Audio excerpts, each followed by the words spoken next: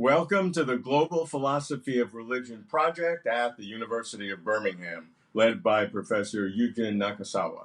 We at Closer to Truth are pleased to participate. Eduard Shyfrin is an expert on Kabbalah, the ancient mystic tradition in Judaism. He is a scientist and entrepreneur with a PhD in physical chemistry and interest in science and religion from the perspective of information theory. He lives in London. Edward, welcome. Let's Thank you, Robert. explore the nature of God by examining the Kabbalah and its esoteric teachings. First, let's start with a brief overview. What is Kabbalah? Kabbalah is a deep meaning of the Holy Scripture. It's a teaching about the creation, its structure, its laws. It's a teaching about the interaction between the God and man. It's a teaching about the role of man in the creation. It's a teaching about the soul, life, death, the world to come. Talmudic sage of the second generation, Shimon Bar Yochai, put it this way, that Kabbalah is the soul of the Holy Scripture. Commandments are the body, and the story is the garment. He said, if Holy Scripture was just the story, we could have written better story. So that's it. Kabbalah is the soul of the Holy Scripture. I've been impressed how Kabbalah has very deep metaphysical aspects to it that addresses some of the fundamental questions we ask even contemporarily. But what is the history of Kabbalah? When did it flourish? I think in the High Middle Ages. When did it develop? What's its role today? Very roughly and quickly. Briefly, the Jewish mysticism was born together with Judaism. The basic book of Kabbalah, Sefer Yetzirah, the book of formation, by tradition is attributed to our forefather Abraham. At the beginning of the first millennium, another basic book was written, Sefer HaBahir. It is attributed to the Rabbi Yuna ben Kahana. Kabbalah, in its original form, was born in Provence in beginning of the 13th century. The founding fathers was Rabbi Abraham ben David and Rabbi Isaac the Blind. From Provence, it moved to Spain, where it flourished. There were many schools of Girona, schools of Castile, and many outstanding Kabbalists. Among them, Joseph Gicatilla, Nachmanid, Rabbi Ezra, Rabbi Azriel from Girona, and many others. At the end of 13th century, Rabbi Moshe de Leon from Spain published the book Zohar, which is one of the main books of Kabbalah. He claimed that he found the script written by the Rabbi Shimon Bar Yochai, whom I mentioned before. After the expulsion of Jews from Spain, the center of Kabbalah thought moves to the northern Israel, to Safed. And here we have a number of prominent Kabbalists, among them Rabbi Yosef Karo, Moshe Cardavera, and finally Rabbi Yitzchak Luria Holy Ari, the author of the Lurianic Kabbalah. After that, the Kabbalistic tradition was carried forward by the Hasidic masters in Western Ukraine and Poland. The most outstanding of them is Rabbi Shneur Zalman from Ladi, the founder of the movement of Chabad Lubavitch. Okay, that's very good. Let's go into the core foundation of Kabbalah in terms of its interpretation. You said that Kabbalah deals with interpretation of the Torah, the Holy Scriptures in Judaism, recognized by Christianity, of course, the first 5 books of the Hebrew Bible, sometimes called the 5 books of Moses. What are the levels of interpretation? I know the first, the Hebrew Parshat, meaning very just simple, literal interpretation of the meaning of the verses. But what are the 4 levels of ways of understanding the holy text of the Torah? We believe The Torah has infinite amount of layers of understanding. There is no bottom here. By tradition, we talk about the four, which you have just mentioned. The straightforward meaning, hint, hermeneutical meaning, and secret meaning, thought. That's four levels of understanding. But again, I reiterate that we do believe that the number of meanings is endless.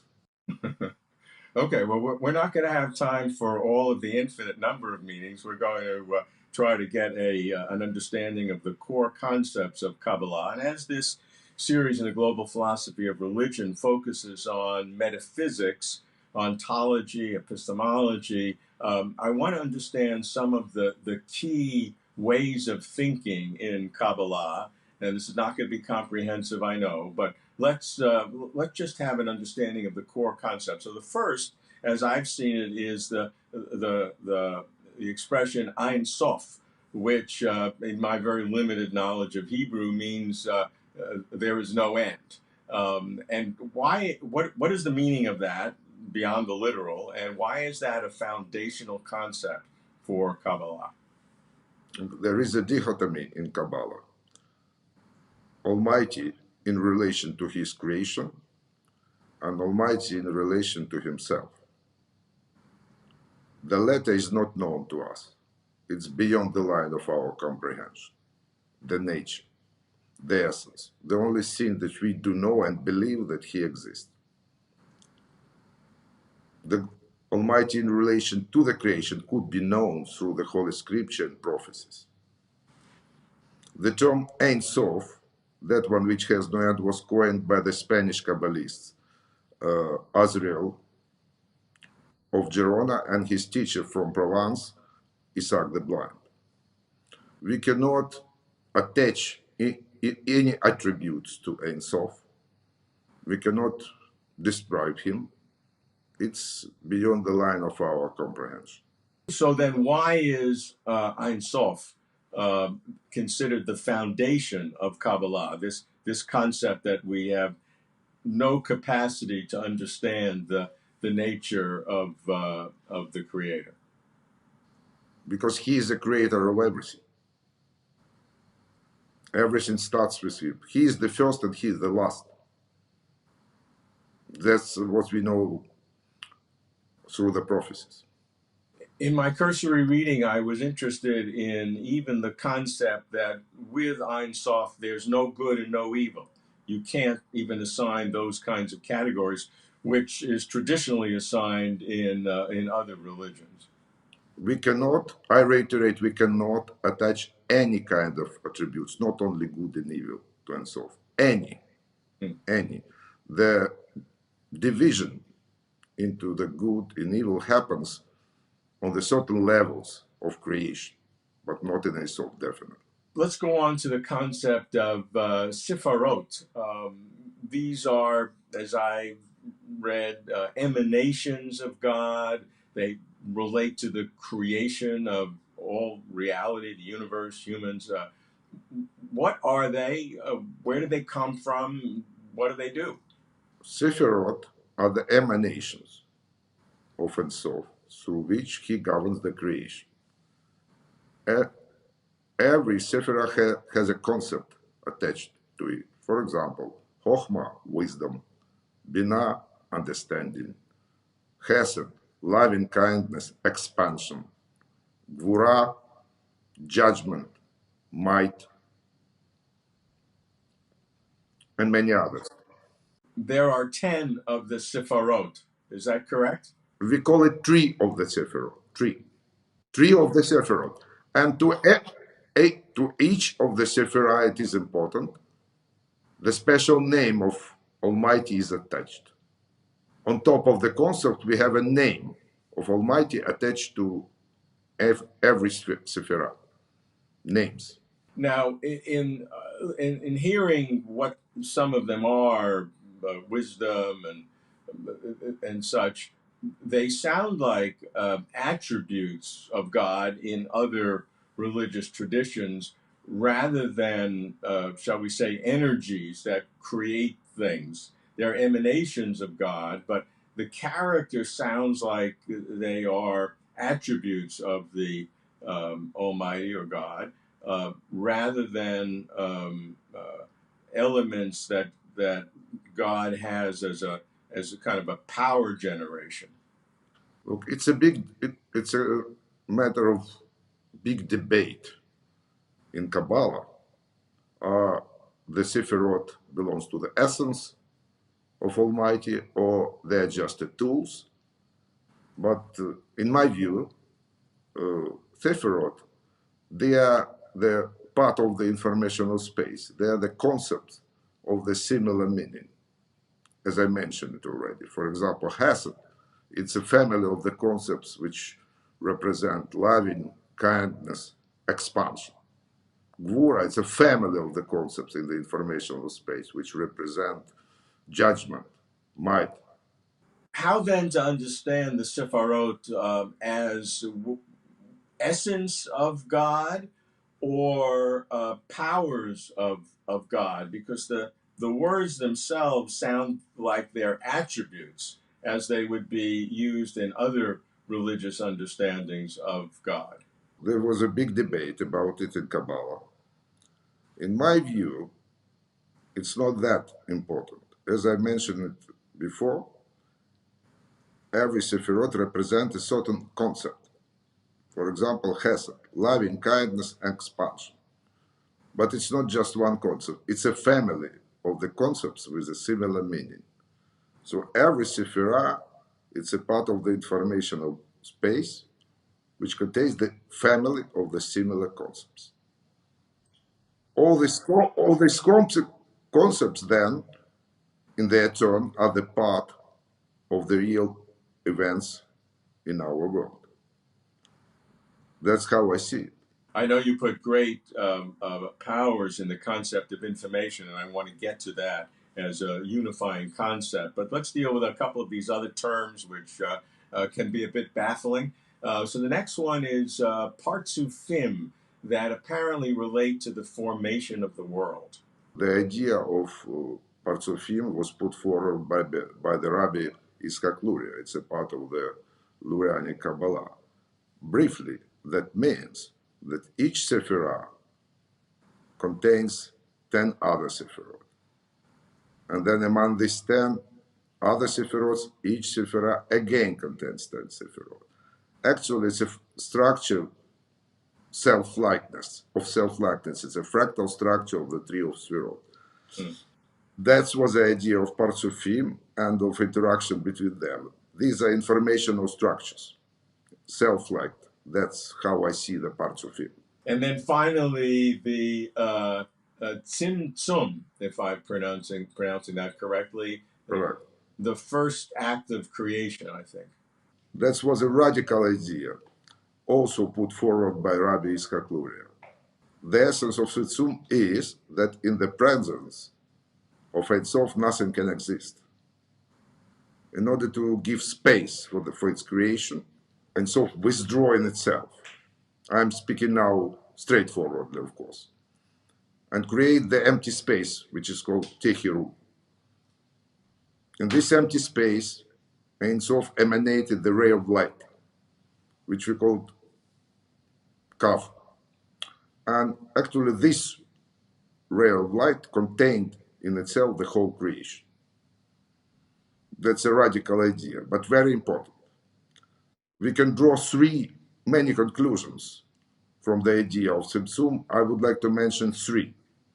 First of all, Tzimtzum, it was a huge leap from absolute uncertainty to certainty. And if we assume the definition of information given by Claude Shannon, that's author of the theory of information, that information is a reduction of uncertainty. So the act of Tzimtzum was act of infinite reduction of uncertainty. And actually, it was an act of appearance of information. The second conclusion is that Tzimtzum represents the basic movement of creation. First compression, then expansion, pulsations. The third very important conclusion is that everything, the whole creation, was made out of ray of light. So hence there is no multiplicity in creation. There are no other building materials except the ray of light. I can touch it further on in the course of our discussion. Good. Well, this is a perfect place to understand your innovation in Kabbalah in use of information theory. Your book on Kabbalah, which is titled From Infinity to Man, The Fundamental Ideas of Kabbalah Within the Framework of Information Theory and Quantum Physics. So I am sure neither information theory nor quantum physics was extant during the period of the Kabbalah formation in the High Middle Ages. So what is the Kabbalah of information? And your claim is, if I get this right, that the entire reality of our physical world can be described in terms of the Kabbalah of information. Yes, that sounds quite ambitious, but that's true. But I always say that I just expressing my personal opinion. I never say that my opinion constitutes any kind of universal truth. Okay, back to Kabbalah of information. First of all, I would like to point out that Kabbalah was developed by the mystics. Unlike Jewish philosophers, mystics generally were not scientifically educated. And when we compare Kabbalah to science, we carry out clean experiment. We compare two absolutely independent theories. And if we manage to prove that they come to the same conclusion, then it's a very strong confirmation that they are right. Kabbalah is not a textbook on mathematics and physics. We will not find equations there. It is written by quite obscure language, hardly comprehensible by our contemporaries. Many notions of Kabbalah are not well defined. For example, the light, one of the main notions of Kabbalah. There is no vivid explanation what is the difference between Ein Sof and his light, and where is the border. There is no vivid explanation what is light. Definitely, it's not a physical light. One of the prominent Kabbalists of the Middle Ages, Rabbi Moshe Chaim Luzzata, explained it that way. We don't have a word to describe what is light. We feel it's something like godliness. Just we decided to call it light. This lack of definition, in my view, creates some confusion and uncertainty. I attempted to reformulate these ideas, first of all, in the language accessible to our contemporaries, and secondly, take it into account the body of knowledge, scientific knowledge, which is available to us today. As I mentioned it before, the Tzimtzum was a huge reduction of uncertainty, so appearance of information. At the beginning of the basic book of Kabbalah, Sefer Yetzirah, book of formation, it is said that God created the universe with the help of the 32 Pasuk wisdom. 32 means 22 letters of Hebrew alphabet and 10 numbers. We know very well that the letters and numbers, they are informational code. That's the basic idea of my theory, if we can call it theory, I don't know, is that at the beginning, he created information. And he didn't create anything else. He just shaped it, formed it. So at the basic of reality, we have information. There is no difference between spiritual, material, just information. We at Closer to Truth have focused on information. In fact, we had a whole mini series on the nature of information and the claim in physics circles that information is the most fundamental thing in reality, that everything is composed of information, which is, as you know, controversial among physicists, but is a very legitimate position. When we did that, I must say I had no idea that the Kabbalah of information is also a candidate in this ultimate concept. So this is fascinating and very much relevant to what we do. I also like the idea that of this concept of reduction in uncertainty. That sort of echoes the first line or two of Genesis, Bereshit, where it talks about tohu and bohu, that there was this kind of chaos and confusion. And so a reduction on uncertainty is part of the creative process that God went through at the very beginning. And what you're doing is where light is used in this generic sense, because there was no other term at the time, to see how this reduction of uncertainty is occurring, you're using information. Speaking in scientific language, it was a huge reduction in informational entropy, which was defined by Claude Shannon, the author of the information theory.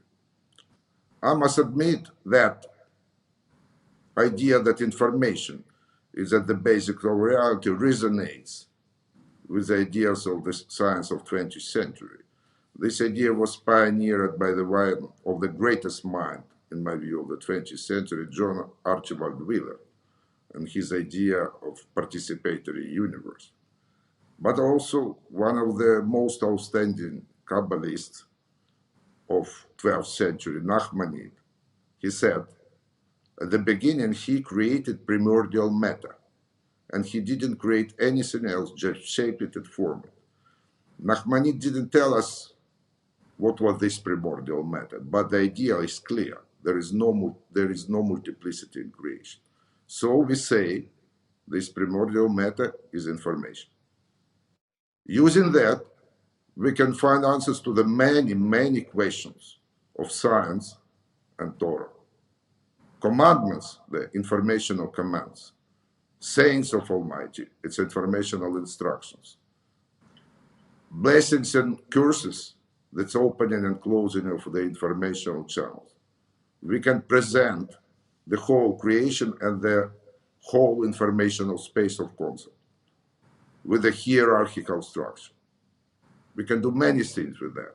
That's great, Eduard. I think we now have a foundational concept of the key ideas in Kabbalah. And what we'd like to do now is relate Kabbalah to the kinds of questions we ask in philosophy of religion, that in this Global Philosophy of Religion project, we are asking to all the major and other traditions in world religion. So I'd like to pose these questions, and based on what you've presented already, to get responses to these questions. So the first deals with the category, the first several, on the existence of God.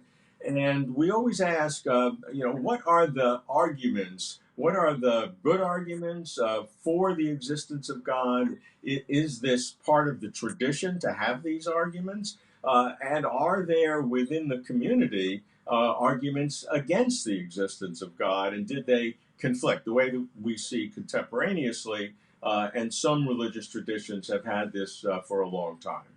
That's a very interesting question. There are certain arguments, and I will mention them. But actually, we should trust, we should believe that God exists. We are created entities. And as created entities, we cannot prove the existence of our Creator. But there are arguments, of course. Let's say, take the famous anthropic principle. It says that more than 200 physical constants of our universe are suitable for life. And the insignificant change of any of the constants would make existence of life impossible. The question is why? Our answer is because Almighty did that. In scientific circles, the very popular idea is a multiverse, which says that we are lucky to be in one of the many universes, and due to the probability distribution of constants, we're just lucky we're in the right place. I don't accept it. First of all, the concept of multiverse has never been proved. Nobody has seen even the second universe, let alone multiverse. Second, nobody knows about the probability distribution of the constants. Third, even if we imagine that the multiverse exists, it just pushes question down the line. Then the question would be at who created the multiverse. For example, that's one argument. Let's take evolution. Evolution achieves its goal in polynomial time. It's much shorter period of time compared if it were a random process. That's only possible if, at a certain stage of evolution, somebody knows definitely what he wants to achieve. Otherwise, impossible. There are many arguments, but I can reiterate. As a creations, we cannot prove existence of the Creator 100%. So in Kabbalah, what is the process where individuals can get to know God? Is this an intellectual process? Is it emotional, mystical? Look, I would mention the phrase written by the famous, one of the greatest Jewish philosophers, Maimonides. He said, the love of God means it's our desire to know Him. And I fully agree with this. We were given information by God in Holy Scripture and in prophecies. So that gives an opportunity of knowing God. If you work hard, if you ask questions, if you try to find the right answer. That's it. In Kabbalah tradition, what is the value of religious or mystical experiences in terms of the legitimacy of the whole Kabbalah project? There are two kinds of Kabbalah. Theosophic Kabbalah deals with creation, with the theory of creation, of which our universe is just a small part. And there is an ecstatic Kabbalah. Ecstatic Kabbalah is about the meditation and mystical experience. There are different ways of meditation. On the letters of Hebrew alphabet, on the names of God, on the pictures of the tree of Sephiroth. There are different goals. First, it could be to reconnect with the, let's say, higher Sephiroth, with the intellectual Sephiroth, and to obtain some knowledge. The goal could be to draw down the certain powers. I don't work in the realm of the ecstatic Kabbalah. My area is theosophical Kabbalah. Ecstatic Kabbalah is just for the personalities, for the loners. I completely both understand and empathize, because that's what close to the truth is. We often get criticism from some who say that our philosophical, analytic philosophy approach to religion misses the whole mystical and religious side, and therefore we'll never get to the truth. We'll always kind of be moving closer, maybe, but never get there. And I accept that critique. That's not what we do. That's not what I claim in terms of having mystical or religious experiences. So you and I are on the same side of that issue. I'd like to get to perhaps the biggest obstacle for all religion, which is evil, the problem of evil. What is evil? How is evil dealt with in Kabbalah? And how does that evil reflect the existence of God in the first place, or when you believe in God, the attributes of God? Look, that's a very good question. But before we discuss the problem of evil, I think it would be logical to come up with a definition of what evil is. Yeah. And that is very difficult. There is no exhaustive definition of evil in the modern philosophy and science. Some contemporary philosophers even propose to abandon the concept of evil because of the lack of definition. And that's the problem. In Kabbalah, there are different notions describing evil. They are not very well defined. One of them is Sitra Achera, other side. Another one, it's Klipot, evil Klipot. They are not very well defined. Recently, I wrote an article on this problem, and I proposed, again, it's my personal opinion, quite a radical definition of evil, because I do believe, not knowing the definition, it's not possible to deal with the problem. We were given instruction by God how to live. These are 613 commandments of Torah. It is said in the Deuteronomy, choose good and life, and evil, or evil and death. These 613 commandments, these are 613 concepts in information space. There are anti-commandments, the same commandments with the addition of the don't. For example, love your neighbor, don't love your neighbor. Don't kill, don't kill. That means kills.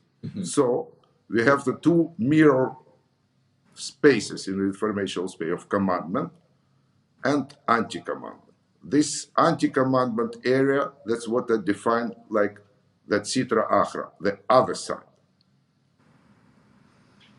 And I put forward the definition that any kind of evil deed is a violation of at least one of the 613 commandments of the Torah.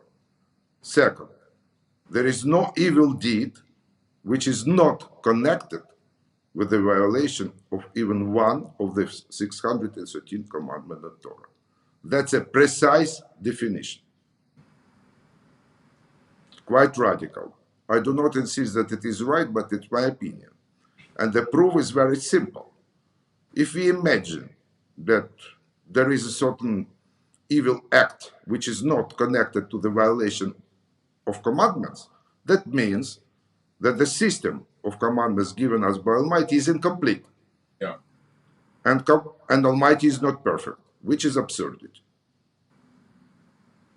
Okay, so given that definition, and that is a part of the philosophy of morality that is basically command ethics, where whatever God says is good, and whatever he says is evil or not good, it is such for that reason.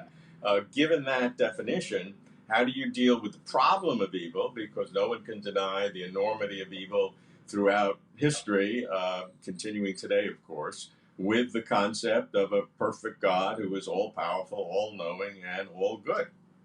Look, I will not say something new, I'm afraid. Look, we are creatures with the freedom of choice. We are not angels.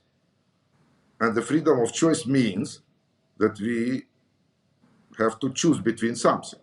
So between commandment and anti-commandment. But it's our choice. We may actualize anti-commandment, we may not. We were given instruction how to live. Imagine for a second that, let's say, all 7 and something billion of inhabitants of our planet tomorrow at let's say at 10 o'clock, will say, from now on, we stick in full to the 10 commandments forever. How our world would look like then? Will it be changed? I do believe yes. We know what to do. We were given an instruction. It's our fault that we don't stick to it. And also, it is a very well-known fact that the evil entered our world as a result of the violation of the commandment by Adam, by the first man. I see in it the confirmation of the definition of evil which I propose. Do these issues of the problem of evil occur in Kabbalah intellectual history? Of course, as I said, there is a notion of Sitra Achera, the other side. My interpretation is that this is the area of informational space which contains anti-commandment. Then there are evil klipot. Evil klipot, in my interpretation, is the embodiment of the concept of self. If we imagine the line, on one end of the line is self, on the other God, so if we in the position of self, we don't care about the God and commandments. So klipa pushes us to violate the commandments and enter the realm of the other side, ego and self. That's my interpretation of the Kabbalistic notions of klipa and sitra achera. In Kabbalah, what is the approach to other religions beyond Judaism? Do they believe that other religions worship the same God in different ways? Or is the feeling that other religions don't worship the real God, and there is this tension always between a universalist point of view, a pluralist point of view, and an exclusivist point of view? Look, there is no particular discussion in Kabbalah about other religions. There is a general attitude of Judaism. The general attitude is that the supreme being is one and the same for everybody. Even idolaters, they knew that there is only one supreme being. Just they saw that he delegated powers, for example, to planets, to stars, to idols, and other entities. But the supreme being is one and the same. Take the Hinduism, for example. On the surface, there are many gods there, yeah. But behind the lines, we can clearly see the only one supreme being. Greek philosophers like Plato, Aristotle, despite the fact that the Greek religion was polytheistic, also realized that the creator is one. The prime mover, Aristotle put it forward. That's the attitude of Judaism. There is only one creator. There are different ways to him, of course. Let's move on to the traits of God, the attributes. And the first question I always like to ask different religions is God, the supreme being, a person, a personal being with personhood features like awareness and intent and will? I mentioned it in the beginning that there is a dichotomy.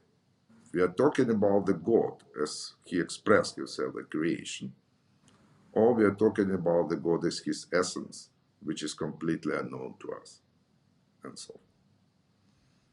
Of course, we read in Torah and in prophecies about the emotions of God, about the anger, delight, but that's the way God presented himself to us. It's not his essence. That's the position of Kabbalah. We have names of God. I told you about that. Every Sephirah has a name of God. For example, Tetragramon means mercy. Elohim means judgment. So we have different names in different parts of the Torah, dependent on the context.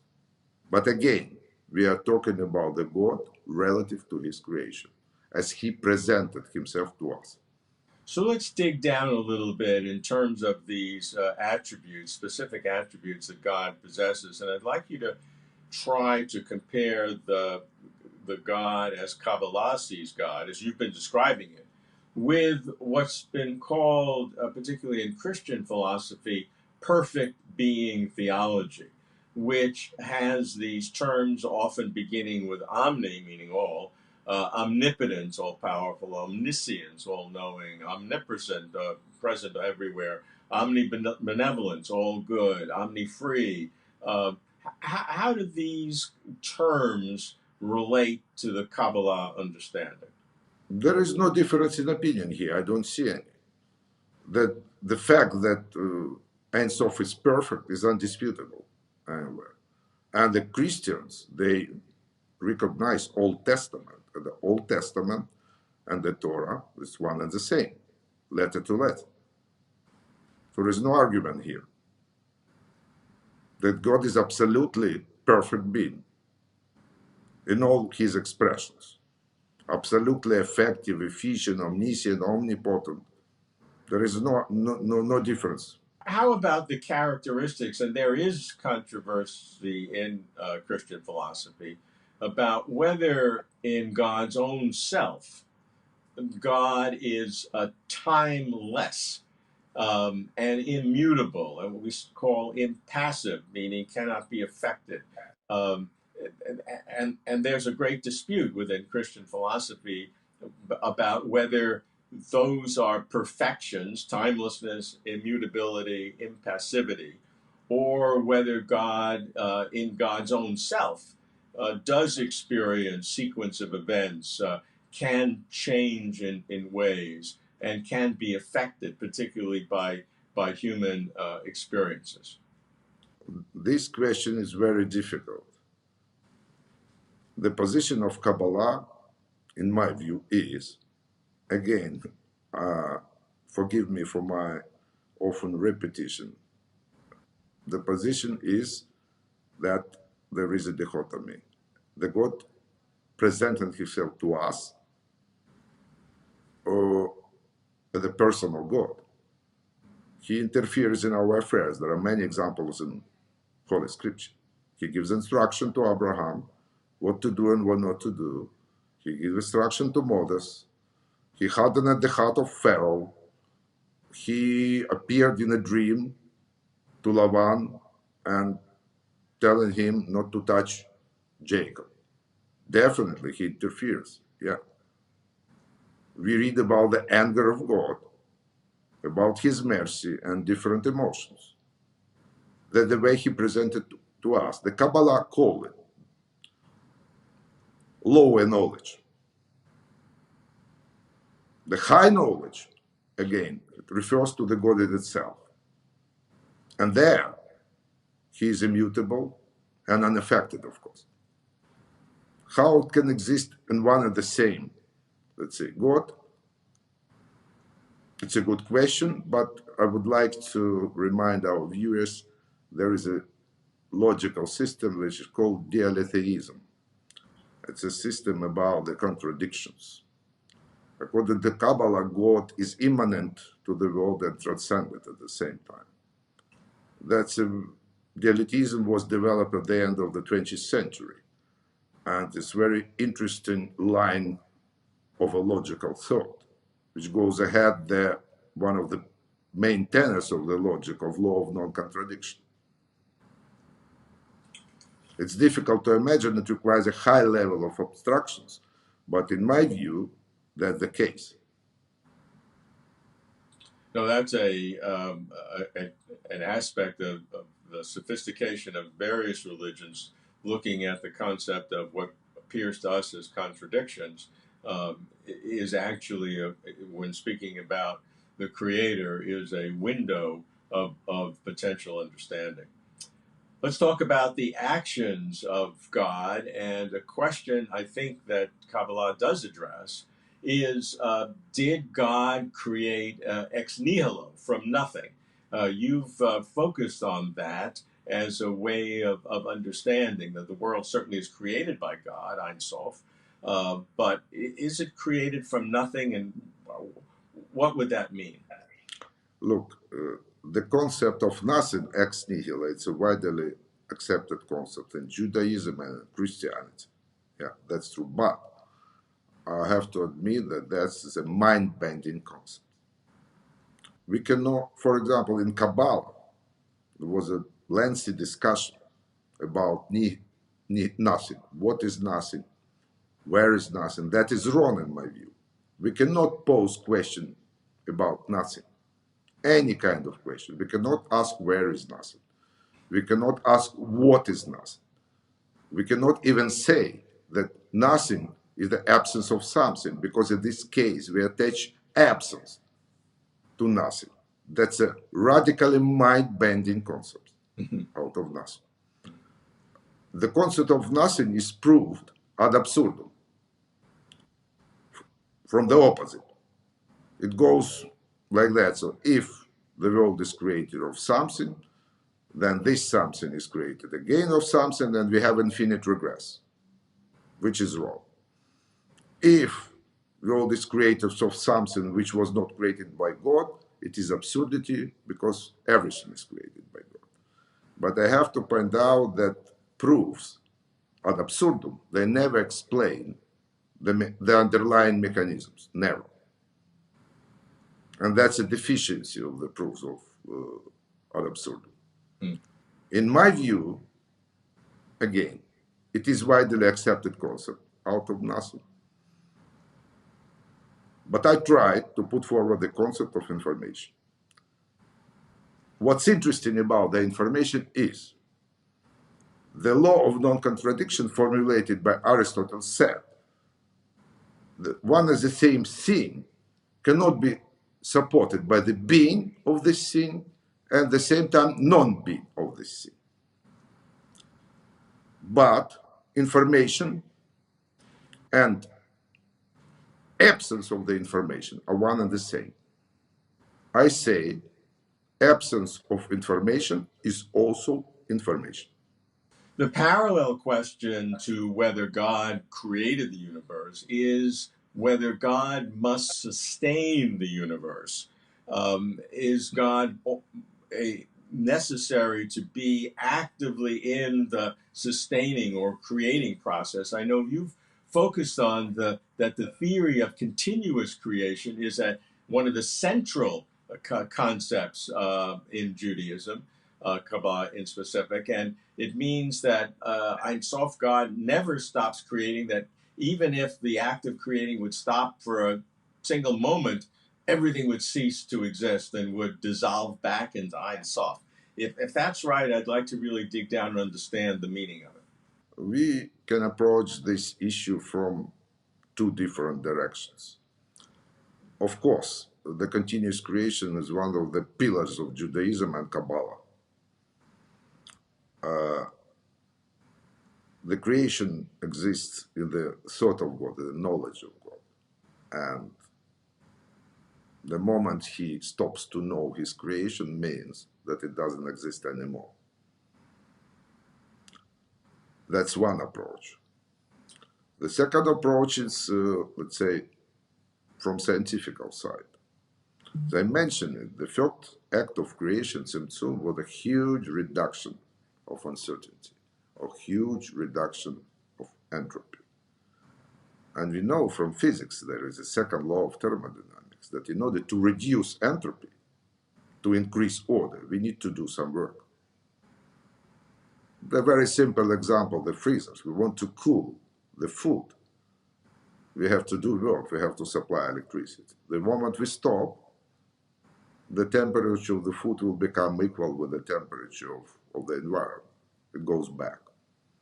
The same. So in order to reduce entropy, Almighty did certain work and should continue to do the work to keep the structure. The moment he stops, the entropy will go back to infinite, back to Ensof. That's another illustration of that, scientific. Does God intervene in human affairs in Kabbalah understanding, in that does God violate the laws of nature? Miracles, answering prayer, those kinds of things. The answer to the first question, yes, and there are many examples in Holy Scripture and in prophecies. God does interfere. If there is a creation, there is a plan. God is not contingent.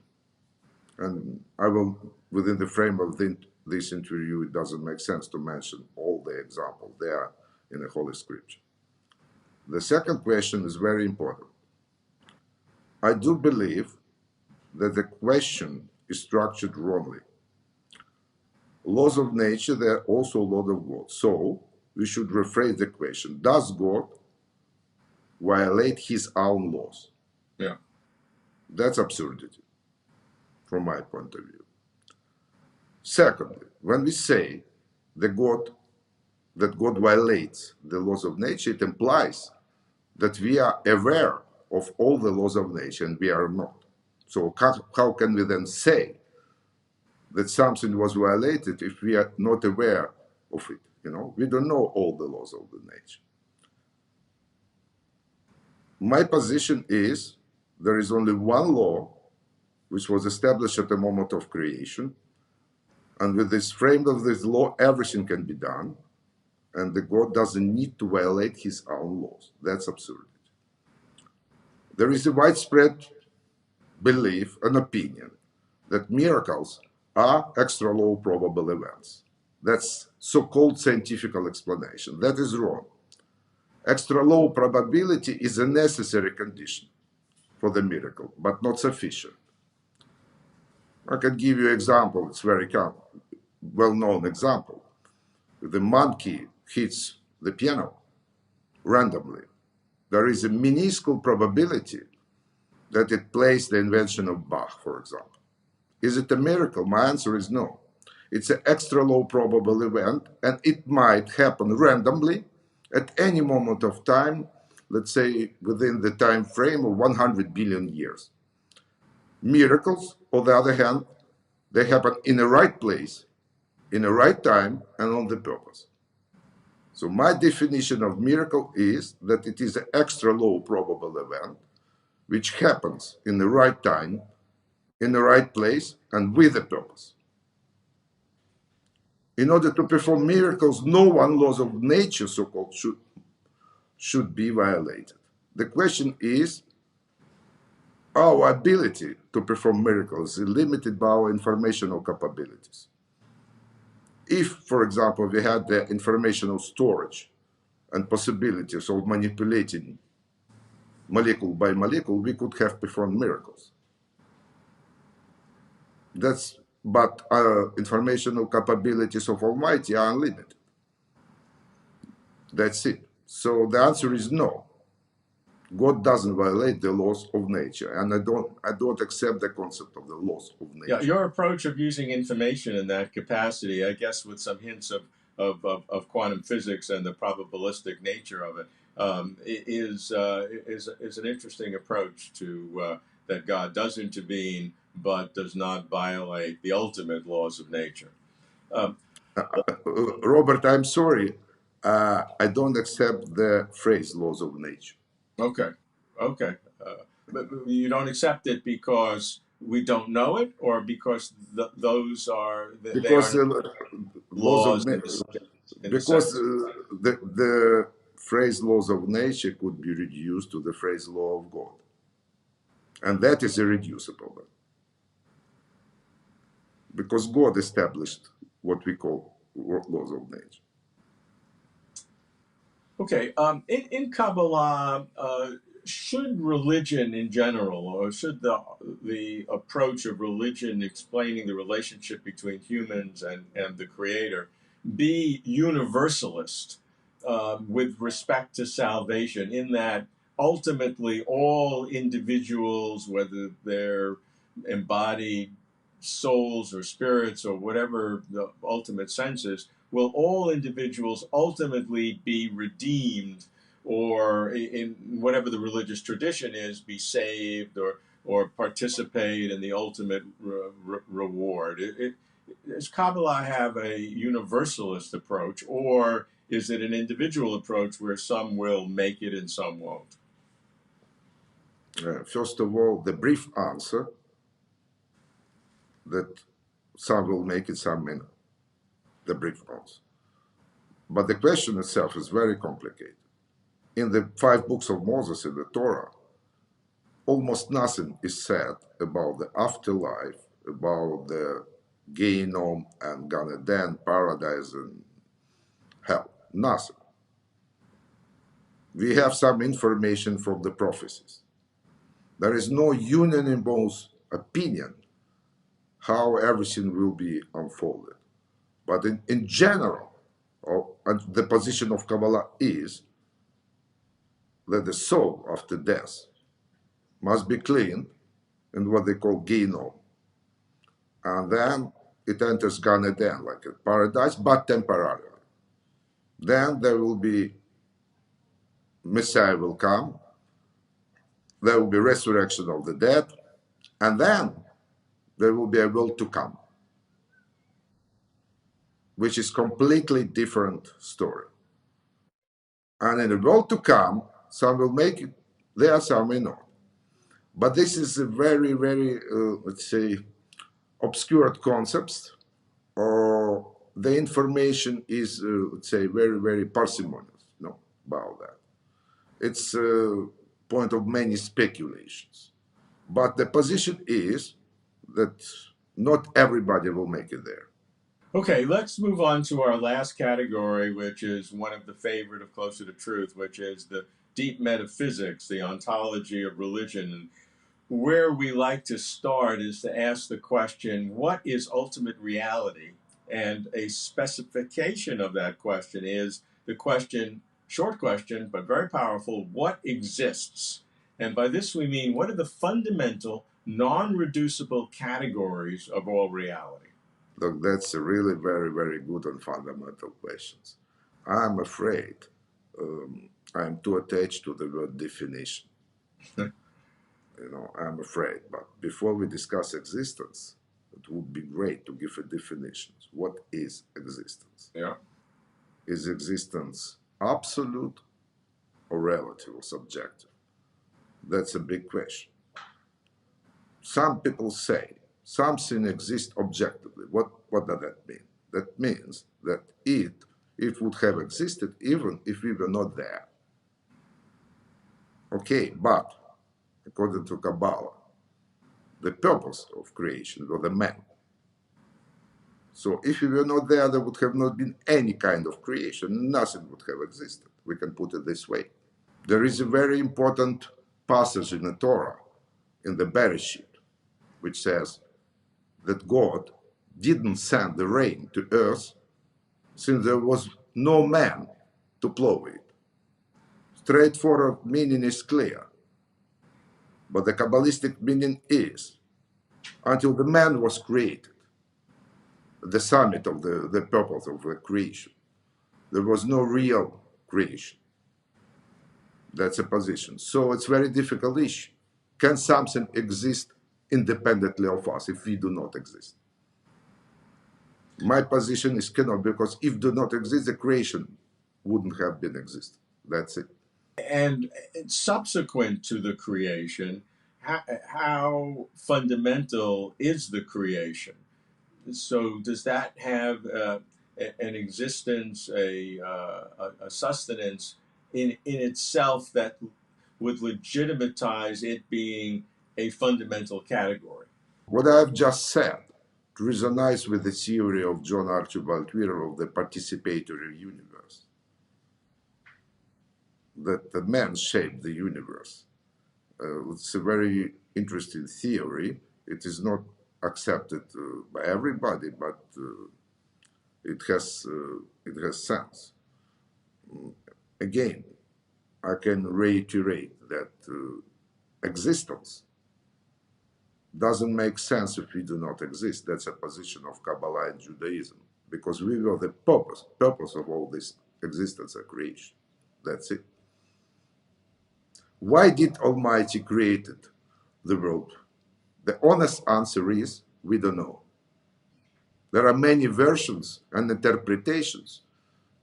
No one has been proved. The honest answer, we don't know.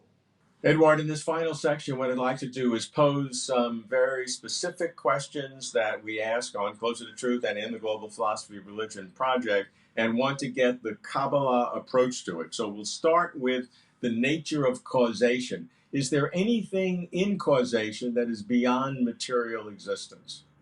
First of all, I do not discern between material and spiritual. As I mentioned it before, there is no, at the basics, there is no difference. It's all information, different shapes. As far as causation is concerned, in science, there are so-called Markovian processes. That means that any event is determined by the preceding event, and the history doesn't count. There are non-Markovian processes where every event is determined by the whole history of previous events.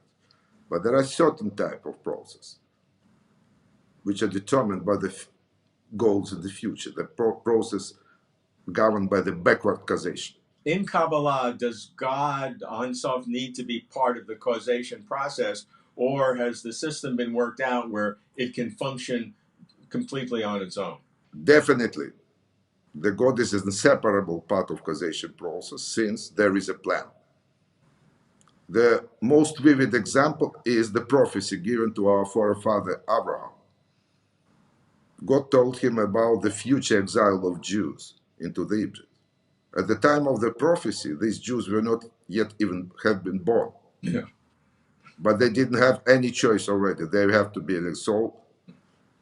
That's the process, the example of the backward causation. There are many examples of backward causation. Okay. What's the nature of space and time? Are they just created elements that Ein Sof God did? I mentioned it when I described the process of Tzimtzum, that Tzimtzum introduced the basic motion of the creation: expansion, contraction, pulsations. So the time is fundamental. That's the pulsations, informational pulsations. Space and a distance, it's a derivative of information.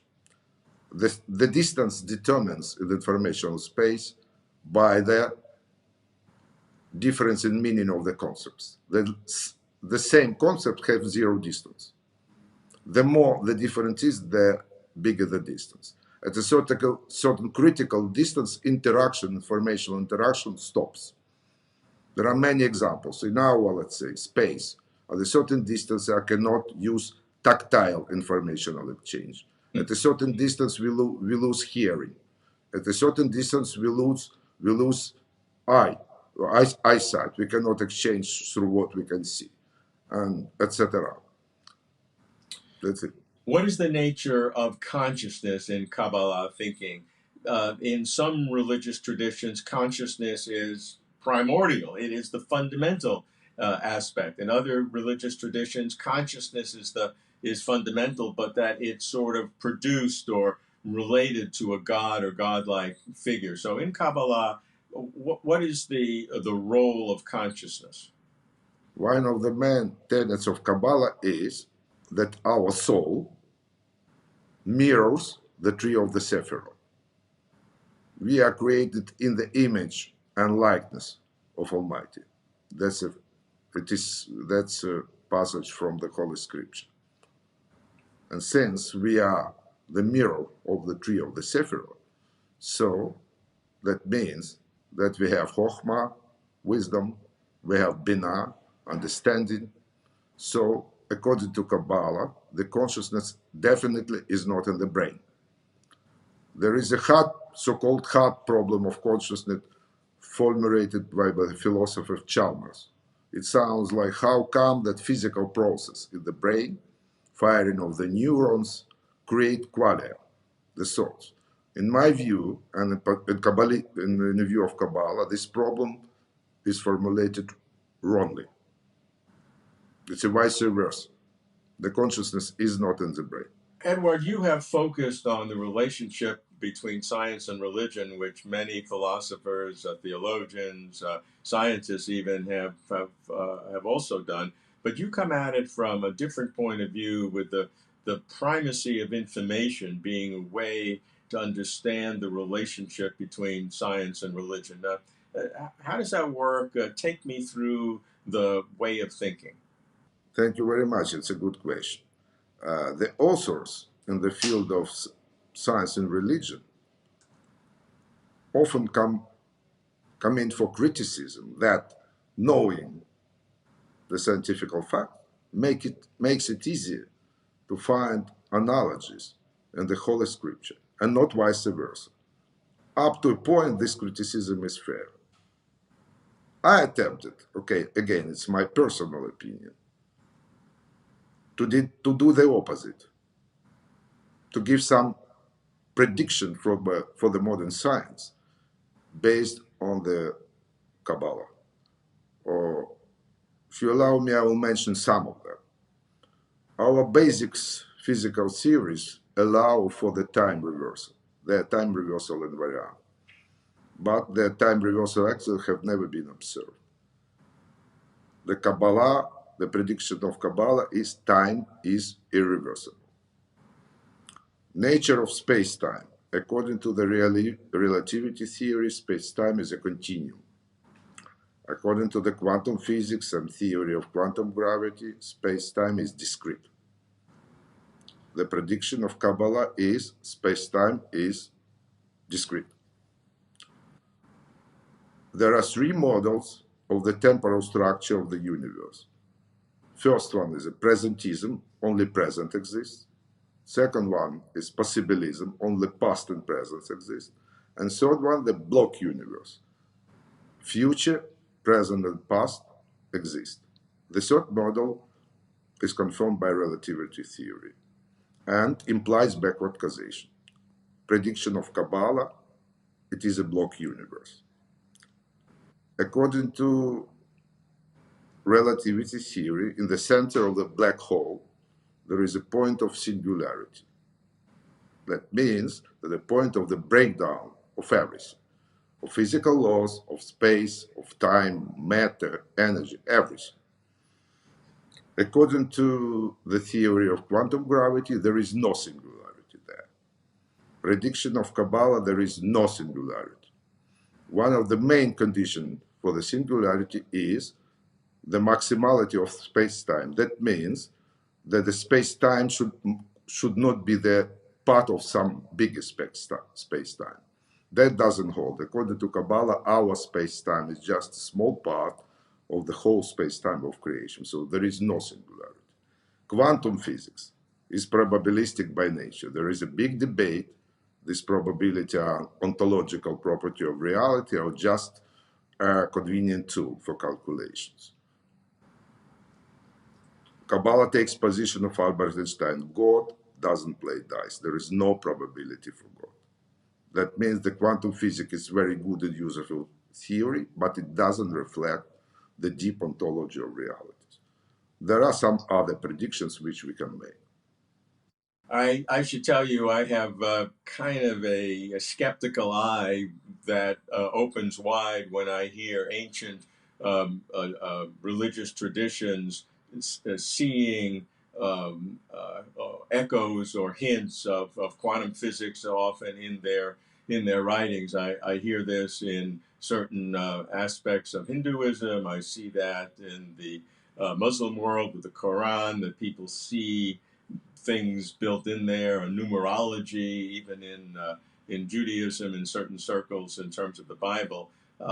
So I'm sure you would understand my skepticism in reading back modern understandings of quantum physics, relativity, into ancient scriptures. Look, Robert, again, we don't have a concept of space-time or block universe in Kabbalah. But we do have a concept of pulsations. And pulsations means discrepancy. For example, we don't have the concept of quantum physics in Kabbalah. I never say this. But we have a concept that there are no probabilities for God. We don't have a concept of maximality as is formulated in physics of space-time. But we do know from Kabbalah that our universe is just a small part of the whole creation. So the maximality doesn't hold. That's what we have. I try to be very clear here. Well, this has been terrific, Eduard. I really enjoyed it. In my Judaic upbringing, I should say that Kabbalah was not part of it. So I've been enlightened. I really appreciate our conversation. I would look forward to engaging more. I know we've just touched the bare surface of the literal meaning, and there are many other levels below that we can explore. So I look forward to this being the beginning of our conversations. Thank you very much for giving me the opportunity. It's an honor for me, and for the good question which you have asked.